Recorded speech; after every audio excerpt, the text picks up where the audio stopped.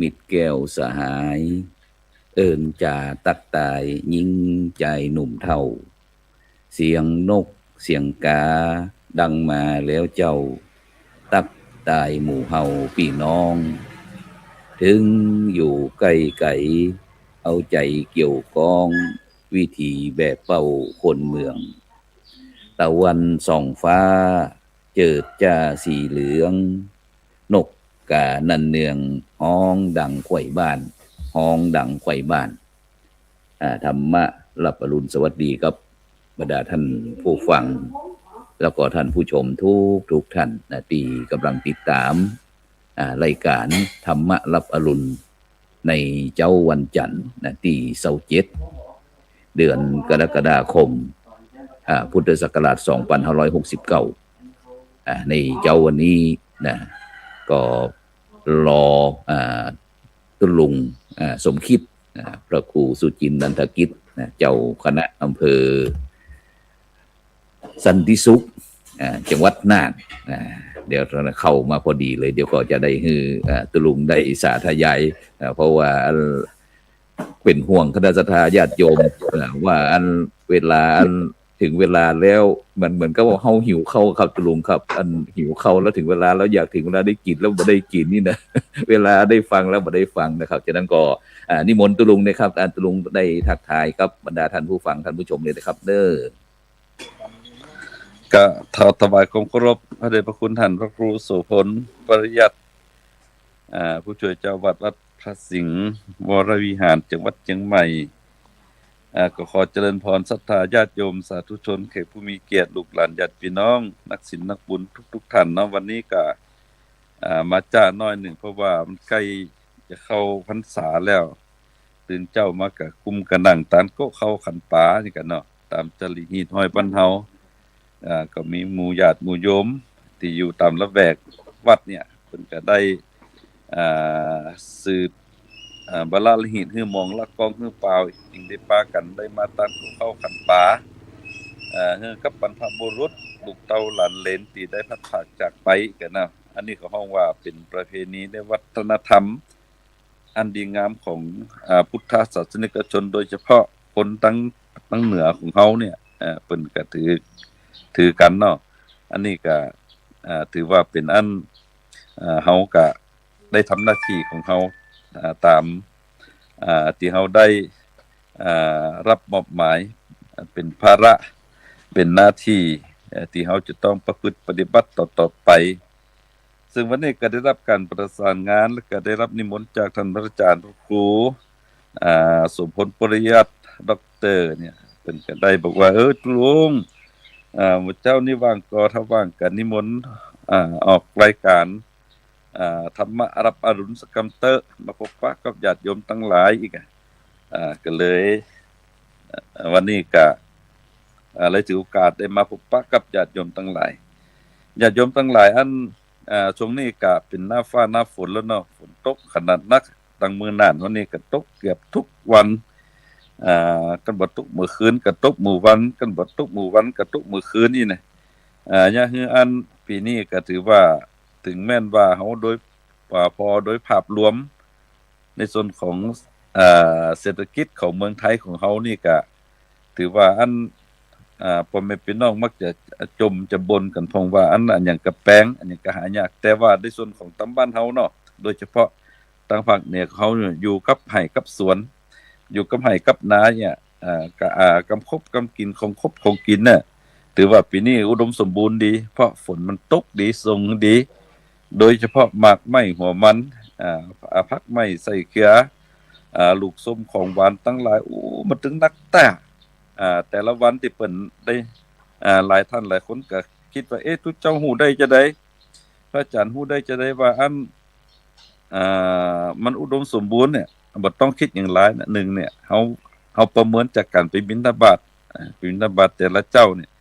เอาของที่เปิ้นใส่บาตรเนี่ยมันถึงล้นถึงหลามตามฤดูตามกาลเนาะแล้วก็2เนี่ย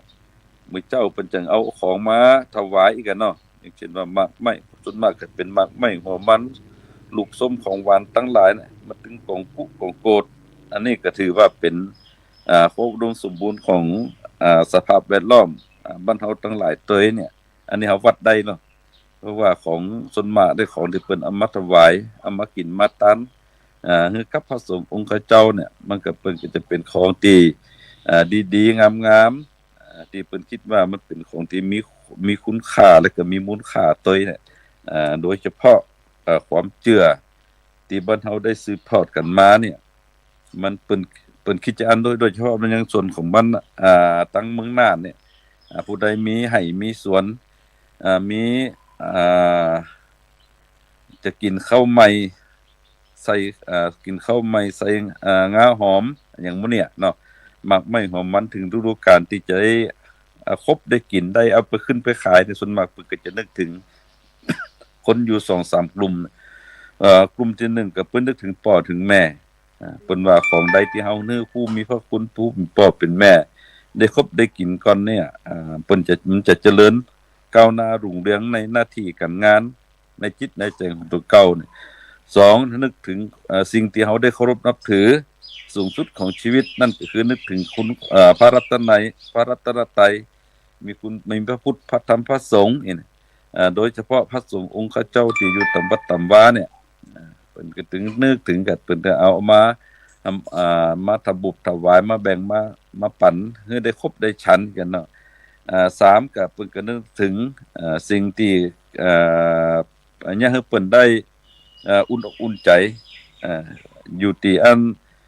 ถึงแม้นว่าจะพอบ่หันอีเนาะสิ่งศักดิ์สิทธิ์ทั้งหลายที่อันอยู่ตามหมู่ให้ปลายนาเนี่ยเขาก็จะเอาไปปูจากันนอกเหลือจากนั้นก็แบ่งสรรปันส่วนกันไปขึ้นไปขายอันนี้เขาว่าความเจริญทั้งสองอย่างเนี่ยอย่างที่1คือเจริญด้านจิตใจอย่างน้อยๆก็มีเรื่องของสำนึกคำว่าสำนึกเนาะสำนึกรักในคุณงามความดี2เนี่ยสำนึกในหน้าที่ของตัวเก่าที่ตัวเก่าที่เกิดมาแล้วมีพ่อมีแม่มีครูบาอาจารย์ที่สำคัญมีผืนแผ่นดินอยู่ได้ครบได้กินเนี่ยอันนี้คำว่าสำนึกเหล่านี้เนี่ยมันบ่ได้เกิดได้ง่ายๆญาติโยมทั้งหลายมันจะเกิดได้ก็ต่อเมื่อคนนั้นจะต้องมีการถูกการปลูกฝังฝึกฝนแล้วก็ปลูกฝังนี่นะตามจริตน้อยแต่สมัยนี้เพิ่นฮ้องว่าเกิดจากการเรียนรู้เนาะเกิดจากกระบวนการเรียนรู้ในการปลูกฝังโดยเฉพาะพี่น้องญาติโยมสาธุชนทั้งหลายที่เป็นพุทธศาสนิกชนเนี่ยเขามักจะปลูกฝังในเรื่องของสิ่งเหล่านี้และก็ให้ความสำคัญกับสิ่งเหล่านี้เมื่อเป็นที่มันก็เลยไปฝังในจิตในใจของหมู่เฮาทั้งหลายอาจารย์ก็อันเนี้ยมันเป็นจุดเด่นจุดดีจุดงามของของสังคมไทยเฮาโดยเฉพาะสังคมพุทธเพิ่นจะนี่คือจุดเด่นมันก็เลยเป็นความงดงามที่เฮามองบ่เห็นที่มันสะท้อนในเรื่องของจิตของใจเนาะซึ่งในวันนี้ก็จะได้มาเมื่อได้มาพบปะกับญาติโยมทั้งหลายแล้วซึ่งมันเป็นหน้าฟ้าหน้าฝนเนาะญาติโยมทั้งหลายหลายที่หลายแห่งก็จะลงเข้าให้เข้านากันโดยเฉพาะในส่วนของการลงนากันเนาะเพราะว่าการปลูกข้าวเพราะว่ายุคนี้สมัยนี้มันบ่เหมือนสมัยก่อนแล้วสมัยก่อนนี่ถ้าเป็นฤดูกาลนี่เพิ่นฝนตกมันมาตามฤดูกาลน่ะเนาะหน้านี้ก็จะปลูกข้าวนากันลงนากันนี่นะเพราะว่าการยะนาสมัยก่อนก็สมัยนี้ก็มันก็มีความแตกต่างกันเพราะหยังที่แตกต่างกันเพราะว่าคนเฮาเนี่ยได้รับการปลูกฝังการปลูกฝังให้ฮู้คำว่าโลกกับว่าคำว่าโลกก็มี2อย่าง1โลกแห่งความเป็นจริงแล้วก็โลกปัจจุบันโลกปัจจุบันกับโลกแห่งความเป็นจริงโลกแห่งความเป็นจริงก็คือโลกปัจจุบันก็หมายความว่าการฮู้เท่าทันการเปลี่ยนแปลงของโลกของยุคของสมัยการปรับตัวไปตามยุคตามสมัยสมัยก่อนนี่เหมือนกับสมัยก่อนกันยะนานี่เขาก็อาศัยแรงงานจากสัตว์สิ่งหิงสา มีงัวมีควายแล้วก็เอาแห้งเข้าไปแลกเข้าไปทำลงกันนี่เนาะอย่างเช่นผู้ใดมีนาแต่บ่มีควายก็ต้องไปเจ้าควายผู้ใดบ่มีผู้ใดมีควายแต่บ่มีนาก็เอาควายมาให้เพิ่นใจเพิ่นเฮาว่าแลกเปลี่ยนกันเมื่อได้ผลผลิตมาเฮาก็จะได้เอาเข้าส่วนหนึ่งก็เอาไปเป็นกาแห่งควายอีกหรือสมัยก่อนเนี่ยผู้ใดมีนาแต่ว่ามันเกินกำลังก็จะให้คนไปเจ้ายะนาก็จะได้แบ่งสรรปันส่วนกันนี่เขาว่าการปรับตัวกับยุคสมัยแต่สมัยนี้น่ะสมัยนี้การปลูกกันยะนามันเปลี่ยนไปสมัยก่อนเปิ้นยะนาได้ครั้งเดียวเปิ้นฮ้องไว้นาปีถึงฤดูยะนาได้เปิ้นว่านาปียะได้ครั้งเดียวแล้วก็อันหากว่าเก็บเกี่ยวเสร็จสับเรียบร้อยแล้วเขาก็จะปล่อยนาเป็นนาห้างเอาไว้หยังเพื่อว่าฮื้องัวฮื้อควายสัตว์เลี้ยงทั้งหลายได้ครบได้กินไปกินต่อเฟียงเป็นว่ากินต่อเฟียงอันนี้เป็นการแบ่งปันกันแต่ยุคสมัยนี้นานี่เขาเนี่ยได้ปีนึงเนี่ยได้หลายรอบเพราะมันหนังเพราะว่าพันธุ์เข้ามันถูกพัฒนาโดยเทคโนโลยีหรือความรู้ใหม่ๆเอาเข้าสายพันธุ์เก่ามาปรับปรุงสายพันธุ์อย่างเช่นว่าเข้าสายพันธุ์เนี่ยอายุมันจะกว่าจะเกี่ยวได้ก็ประมาณ100 กว่าวันอีกกันเนาะ120 วันหรือว่า4 เดือน120 วันแต่ว่าสมัยนี้เพิ่นก็มาปรับประยุกต์นี่ให้ใช้เวลาประมาณบ่เกิน90 วันหมายความว่าย่ดย่อเวลามาก็3 เดือนมันก็3 เดือนกับปีนึงก็ทำได้หลายครั้ง2เนี่ยเข้าสมัยก่อนมันสูงเพราะหยังเพราะว่าเปิ้นป้องกันบ่ให้น้ำท่วมถึงแม้น้ำจะท่วมแต่ห่วงเข้ายังยืนตัวยืนตรงได้อยู่ก็เลยยังให้อันเข้านั่นพ้นจากเข้าบ่ตายนั่นมันพ้นจากน้ำแต่ว่าสมัยนี้เขาไปปรับสายพันธุ์ถ้าสูงแล้วมันเกี่ยวแล้วเนี่ยมันเกี่ยวยากเกี่ยวยากถึงแม้ว่าจะเจอยังให้เจ็บแอวสมัยก่อนยังให้เจ็บแอวคนสมัยนี้คิดอันก็เลยปรับสายพันธุ์คือเป็นสายพันธุ์อันมันเป็นสายพันธุ์เตี้ยเงี้ยถ้าน้ำนองมาก็น้ำท่วมเงี้ยแต่ว่าสมัยนี้เพิ่นมีวิธีในการป้องกันบ่ให้น้ำท่วมคือแปลงฝายแปลงฝายแปลงอ่างแปลงไต่ตีระบายน้ำเพิ่นฮ้องว่าคลองชลประทานนี่น่ะเนาะมันก็ยังคืออันย่นย่อเวลาสมัยเก่าก็จะได้มีการอันเกี่ยวเข้าเอามื้อเอาวันกันแต่สมัยนี้บ่ต้องละตั้งแต่อันเริ่มลงมือปลูกจนถึงเก็บเกี่ยวเนี่ยมันก็จะกลายเป็นได้เข้าเปลือกมันคำเดียวอีกอย่างคืออันมันย่นย่อเวลาเพราะว่าสมัยนี้มันเป็นการเร่งรีบอันนี้เขาว่าโลกปัจจุบันเขาจะต้องปรับตัวคือเป็นไปตามเหตุตามปัจจัยของมันเพราะว่ายุคนี้สมัยนี้เขาต้องเข้าใจว่าคนมันติดสุขเนาะคนติดสุข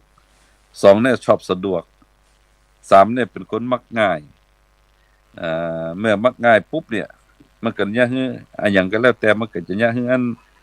ตอบสนองตัวเองได้ทันท่วงทีคนติดสุขก็หมายความว่าอันคนมักจะบอกว่า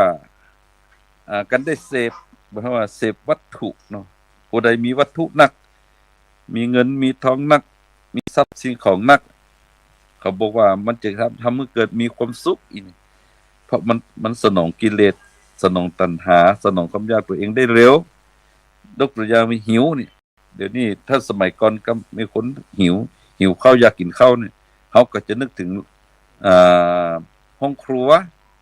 โรงครัวห้องครัวนึกถึงผักไม้ใส่เกลือนึกถึงพริกนึกถึงเกลือนึกถึงอันผลไม้หลักไม้แต่สมัยนี้ถ้าว่าหิวขึ้นมาแล้วมันนึกถึงอย่างแล้วอันดับแรกนึกถึงอย่างนึกถึงเซเว่นนึกถึงห้างสรรพสินค้านึกถึงอาหารจานด่วนและก็ที่สำคัญก็นึกถึงแก๊ปเอาแล้วจับโทรศัพท์มาก็แก๊กกำเดียวก็มาละปนเรื่องเสื้อเขียวเสื้อขาวทั้งหลายเนาะวิมาจะเอาหยังเพียงแต่เฮาเพิ่มสตางค์ลงน้อยนึงแล้วนี่เป็นต้นแต่ว่าถามว่าอาหารที่เรากินเนี่ยมันมีคุณค่าทางด้านโภชนาการไหมอันนั้นเขาจะไม่ได้นึกถึงละเขาจะนึกถึงว่าเอาอิ่มก็ไว้ก่อนอันจะบัดตันเวลา อันนี้คือโลกปัจจุบันมันเป็นจี้แต่สมัยก่อนเนี่ยกันเฮาหิวเนี่ยเฮามักจะนึกถึงห้องครัวนึกถึงพริกเกียเฮียไฟนึกถึงผักไม้ใส่เขือนึกถึงอ่ปูนึกถึงปลานึกถึงน้ำนึกถึงปลาเรานี่เป็นต้นนี่ครับว่าโลกปัจจุบันมันเป็นแบบนี้จานถ้าเขาจะอยู่ท่ามกลางในโลกปัจจุบันนี่เขาจะต้องทำใจหน่อยหนึ่งจะต้องปรับตัวเข้ากับความเป็นปัจจุบันเขาเป็นปัจจุบันได้เนาะโดยเฉพาะในส่วนของอันคนโบราณนะเพิ่นยังบอกไว้ว่าถ้าการปรับตัวเข้ากับโลกยุคปัจจุบันได้เนี่ยเพิ่นบอกว่ากันเฮาบ่ฮื้อเฮานี่ทุกตอนแก่เนี่ยเพิ่นก็มีอันแนวทางอยู่เนาะแนวทางหลายๆแนวทางก็จะมาฝากกับญาติกลุ่มหลายเพิ่นบอกว่านี่กันฮะบ่อยากเฮาลำบากตอนแก่ถึงแม้ว่าจะเป็นโลกทันสมัยโลกอันหยังก็แล้วแต่เพิ่นว่าสิ่งหนึ่งที่เฮาจะต้องมีคือเรื่องของสำนึกที่อยู่ในจิตในใจหนึ่งเป็นว่าหนึ่งประการที่หนึ่งเนี่ยบ่ควรใจนะอย่างที่มันเกินกำลังตัวเก่ายกตัวอย่างเช่นรถเนี่ยเขาบ่ควรไปใจในรถราคาสูงราคาแพงที่เป็นรถที่มีถ้าได้ขับแล้วมันอย่าฮือมีคนชื่นคนชมว่าโอ้เป็นคนมีสตุ้มสตางค์แต่เขาก็บ่ฮู้ด้วยเฮาด้วยเนาะเพราะว่าการที่เฮาซื้อรถราคาสูงราคาแพงเนี่ยถ้าหากว่าเฮามันเกินกำลังเฮาเนี่ยชีวิตทั้งชีวิตที่เฮาไปทุ่มเทกับการหาทรัพย์หาเงินเนี่ยมันก็จะไปค้อนอยู่ที่รถเนี่ยค้อนอยู่ที่รถวัตถุสิ่งของอย่างนั้นเนี่ยสุดท้ายกว่าที่เฮาจะกว่าที่เฮาจะได้มาถึงเวลาที่เฮาแก่แล้วเฮาจะได้อาศัยตรงนั้นมันก็ยังกำลังเฮาอ่อนลงเมื่อกำลังเฮาอ่อนลงปุ๊บเนี่ยก็จะยังอันรถเนี่ยมันจืดมันคือว่ารถหมายคือมันลดลงเนาะเฮาจะเอารถนั้นเอามาทำที่ในการประกอบสัมมาอาชีพเรื่องชีพเฮามันก็บ่ได้จะไปขึ้นไปขายราคามันก็ตกนักอีกอันนี้เป็นว่า1บ่ดีใจลดราคาบ่ดีไปซื้อรถราคาหรูแต่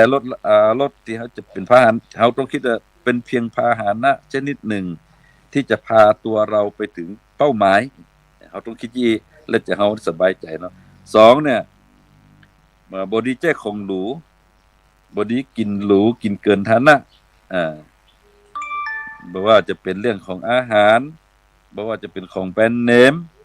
แม้แต่โทรศัพท์มือถือเนี่ยจะเป็นจะราคาแตกต่างกันสักมองหือก็แล้วแต่จะยี่ห้อจะแตกต่างกันสักมองหือก็แล้วแต่มันอยู่ที่วัตถุประสงค์ของการใจกันเฮาสามารถที่จะปรับตัวเขาใจกับฐานะกับกำลังของเขาได้เนี่ยมันก็มันแต่เฮามันบ่เดือดร้อนกับเฮามันก็โอเคอยู่หลายคู่หลายคนหลายคนเนี่ยมักจะชอบใจของแบรนด์เนมแม้แต่กระเป๋าที่เอามาใส่เสื้อใส่ผ้าไปหันไปนี่เนี่ยมันต้องราคาแพงๆนี่เนาะมันถึงจะสมหน้าสมตาของตัวเก่าแต่ถ้าว่าเป็นคนมีรายได้ดีมีเงินมีทองอย่างที่มันสมกับฐานะของตัวเก่านั่นก็เป็นหยังแต่ว่าถ้าว่าเฮาไป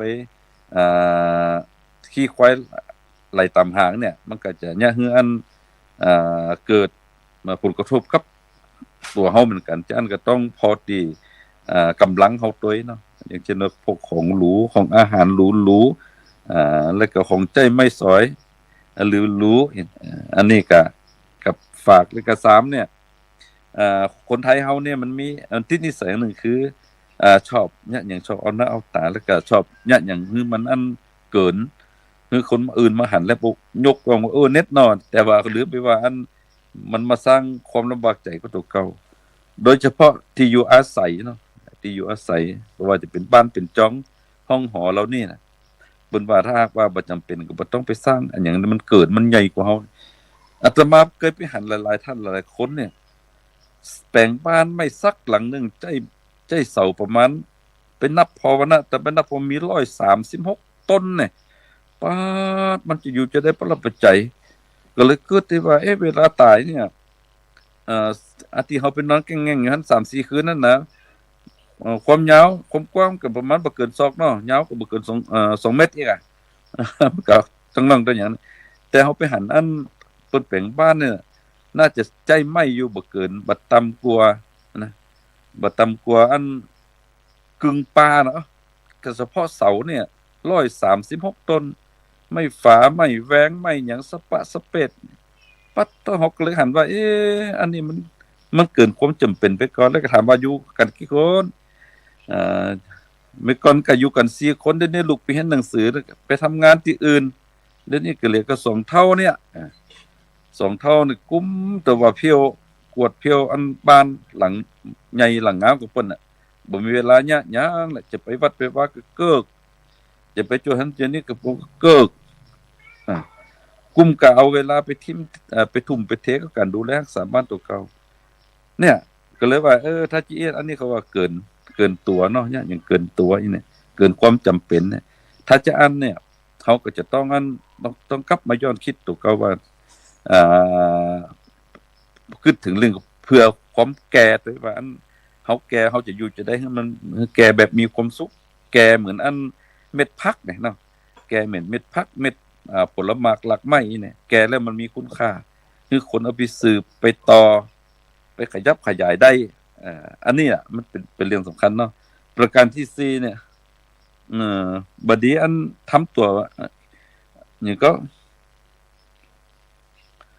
ขี่เพิ่นฮ้องว่าขี่ควายไหลตามหางคืออย่าไปตามกระแสอีเนี่ยเบิ่งให้ดีทำตัวไปตามกระแสถ้าเฮาอย่าทำตัวไปตามกระแสเนี่ยมันจะอย่าให้กระแสจะชุดเฮาเนี่ยลงต่ำเนาะเพราะว่าบางครั้งบางทีเราต้องเพราะว่า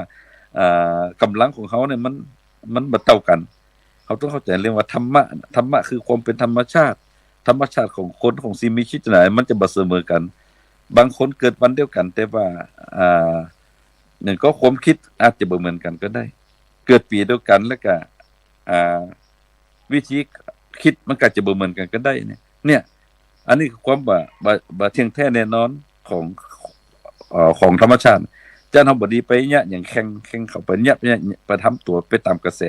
ที่เป็นแต่เขาจะต้องปรับตัวอย่าทำตัวตามกระแสต้องปรับตัวให้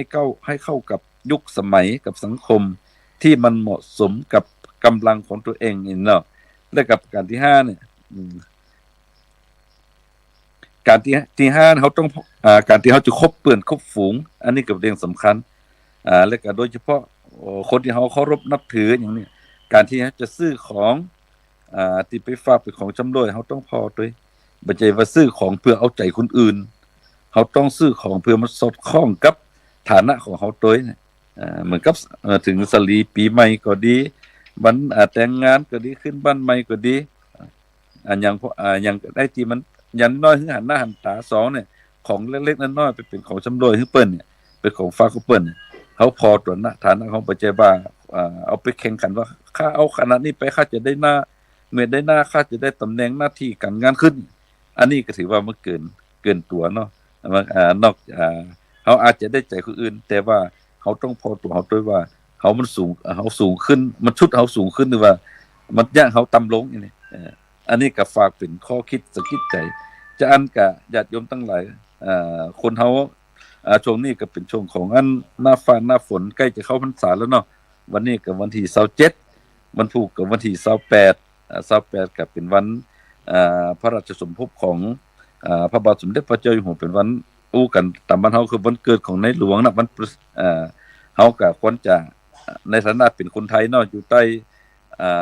พระบรมโพธิสมภารเฮามีชาติศาสนาพระมหากษัตริย์เนี่ยเป็นธงชัยของเขาเนี่ยวันนั้นก็อยากฝากโยมทั้งหลายเนาะวันพุธเนี่ยวันที่28เฮาจงทำตัวทำตนทำจิตทำใจของเขาเนี่ยให้เกิดประโยชน์ในการที่จะบำเพ็ญให้กับสังคมนี่เนาะและก็แหมวันที่29ก็เป็นวันอาสาฬหบูชาวันที่30ก็เป็นวันเข้าพรรษาเนี่ยการเข้าพรรษาเนี่ยตามหลักธรรมในพระพุทธศาสนาถ้าเป็นบ้านเฮาเนี่ยเฮาก็ถือว่าลูกหลานบ้านใจอยู่ตั้งใดเนาะอยู่ที่ไหนก็แล้วแต่ถ้าถึงวันนี้นะเฮาจะมักจะปิกปอกยอกย้อนขึ้นบ้านซุนจองถามว่าบ่คืนบ่ปิกบ้านได้ก็ได้อยู่แต่ว่าเฮาต้องนึกถึงว่าสำนึกรักถิ่นฐานบ้านเกิดเนี่ยมันเป็นคุณธรรมอย่างหนึ่งนะ มีเฮามาปาดหน้าปาดตาในวันสำคัญน่ะอันเปิ้นว่าวันอาสาฬหบูชาคำว่าบูชาแปลว่าการยกย่องการชื่นชมแล้วก็การยกให้สูงกว่าเฮานี่เนาะหรือถือว่าเป็นสิ่งที่วิเศษสำหรับชีวิตของเฮาเนี่ยจานเฮาวันสำคัญในพุทธศาสนาเขาจะหันลงท้ายคำว่าบูชาวันอาสาฬหบูชาวันวิสาขบูชาวันมาฆบูชาเนี่ยคือเป็นการชื่นชมชื่นชูยกย่องป้องปายกันอันนี้ก็วันเข้าพรรษาแล้วก็อยากจะฝากญาติโยมทั้งหลายว่าเขาคนมีคนในฐานะเขาเป็นพุทธศาสนิกชนควรจะตั้งจิตอธิษฐานใจว่าเขาจะต้องทำอย่างสักอย่างหนึ่งเป็นการบูชาพระพุทธบูชาพระธรรมบูชาพระสงฆ์บูชาคุณงามความดีที่เขาได้ทำมาแล้วบูชาคุณพ่อคุณแม่บูชาบรรพบุรุษของเขาเนี่ยเขาต้องทำอย่างสักอย่างหนึ่งที่มันเป็นประโยชน์มันเป็นการเรียนรู้มันเป็นแนวทางให้คนอื่นให้ลูกหลานได้รู้ได้หันแล้วเอาไปเป็นตัวอย่างยกตัวอย่างเช่นโครงการงดเหล้าเข้าพรรษาเนี่ยนอกจากงดเหล้าเข้าพรรษามาทำไมต้องว่างดเหล้าเข้าพรรษาเขาแจ้งคำว่าโครงการงดอบายมุขในช่วงเข้าพรรษาหรือว่างดอบายมุขตลอดชีวิตอีกก็ได้อบายมุขคือหยังอบายมุขแปลว่าสิ่งที่ฉิบหายถ้าว่าเฮาได้เอาสิ่งนั้นเข้ามาจิตในใจเฮาได้ย่างเฮาตกต่ำนี่แน่แต่ว่าเฮาได้งดได้เว้นเห็นน่ะมันจะยกระดับเฮาสูงขึ้นเนี่ยอันเนี้ยยกระดับเฮาสูงขึ้นที่เคยนี่คนจังบอกว่าบ้าขี้เหล้ามันก็จะกลายว่ามันก็สิ่งเหล่านี้มันก็จะหายไปบ้าขี้เหล้าบ้าขี้เมาบ้าขี้ข้านบ้านั่นอีนี่คนเฒ่าขี้จมขี้แจ้งแต่เฮางดเว้นสิ่งเหล่านี้เห็นเอาสิ่งดีๆเข้าไปทดแทนมันเนี่ยเขาก็จะถูกเปลี่ยนสถานะจากการที่เปิ้นมองในภาพที่บ่ดีก็จะเป็นมองที่นี่เขาเรียกบูชานะเป็นการยกย่องขึ้นอันนี้ก็ฝากไว้เป็นข้อคิดสะกิดใจกับคุณญาติคุณโยมคุณพ่อคุณแม่นักศีลนักบุญทั้งหลายในเทศกาลเข้าพรรษานี่ก็ขอเอาสิ่งอันดีๆงามๆเนาะเข้าไปไว้ในจิตในใจของญาติโยมทั้งหลายเอาละเวลากะอันจับพอดีนะเวลาหมดเวลาท้ายสุดท้ายนี่ก็ขอตั้งจิตอธิษฐานใจขอคุณอำนาจคุณพระศรีรัตนตรัยคุณพระพุทธพระธรรมพระสงฆ์คุณงามความดีทั้งหลายที่โยมพ่อโยมแม่นักศีลนักบุญทั้งหลายได้ทำมาแล้วและจะทำต่อไปขอสิ่งเหล่านั้นจงบังเกิดขึ้นไปสถิตในจิตในใจของญาติโยมทั้งหลายให้ญาติโยมทั้งหลายจงประกอบไปด้วยอายุวันนะสุขะภาละปฏิภาณนาสารสมบัติด้วยกันสุขภาพร่างกายแข็งแรงด้วยกันทุกท่านทุกคนเทอญเจริญพร